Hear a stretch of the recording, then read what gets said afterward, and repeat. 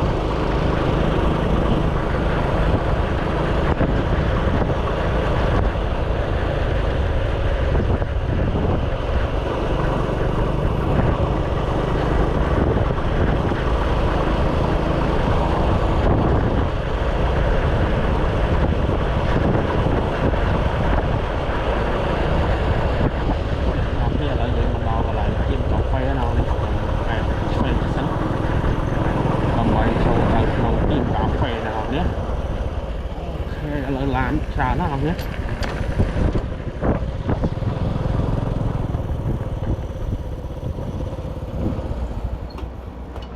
là dân trâu lại đi sánh